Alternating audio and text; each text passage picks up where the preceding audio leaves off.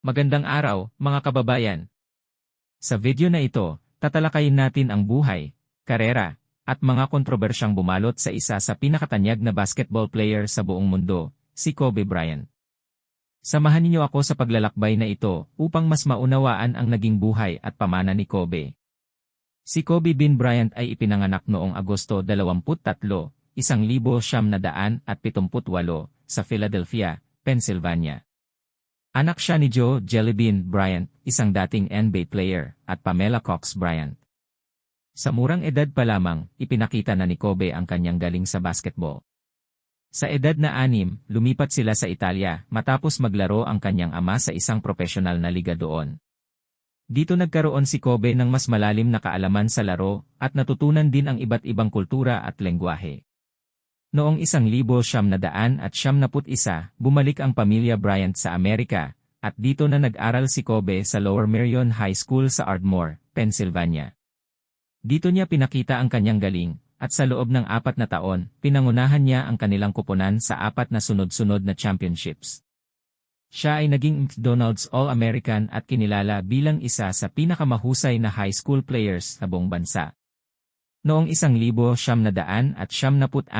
direkta siyang pumasok sa NBA mula high school at pinili bilang ika-13 sa kabuuang draft pick ng Charlotte Hornets, ngunit agad siyang na-trade sa Los Angeles Lakers. Dito nagsimula ang kanyang makulay na karera.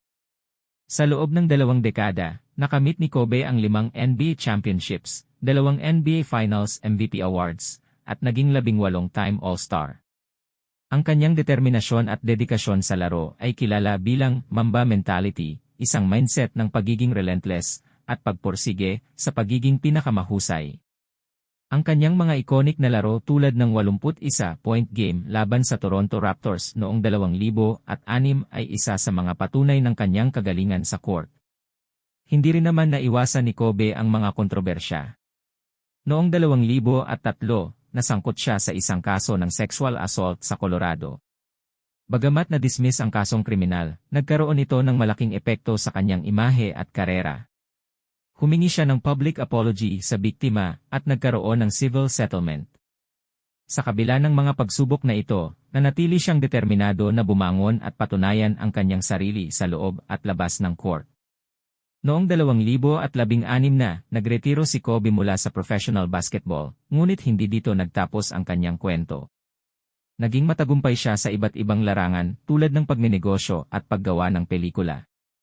Noong 2018, nanalo siya ng Academy Award para sa Best Animated Short Film para sa Dear Basketball, isang proyekto na nagpapakita ng kanyang pagmamahal sa laro. Noong Enero 26, 2020, isang malungkot na balita ang gumulat sa buong mundo. Si Kobe Bryant, kasama ang kanyang anak na si Gianna, at 7 iba pa, ay nasawi sa isang helicopter crash sa Calabasas, California.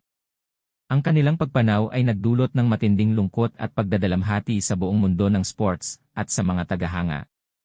Sa kabila ng kanyang maagang pagpanaw, nananatili ang pamana ni Kobe sa puso ng maraming tao.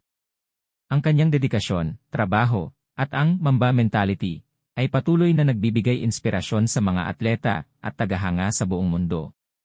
Ang Mamba Sports Academy ay isang patunay ng kanyang pagmamahal sa pagdevelop ng susunod na henerasyon ng mga atleta. At dito nagtatapos ang ating pagtalakay sa buhay ni Kobe Bryant. Isang tunay na alamat sa mundo ng basketball, isang inspirasyon sa marami, at isang taong nag-iwan ng malalim na bakas sa puso ng kanyang mga tagahanga.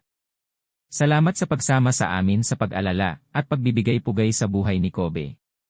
Hanggang sa susunod nating video, huwag kalimutang mag-like, mag-subscribe, at i-share ang video na ito. Paalam.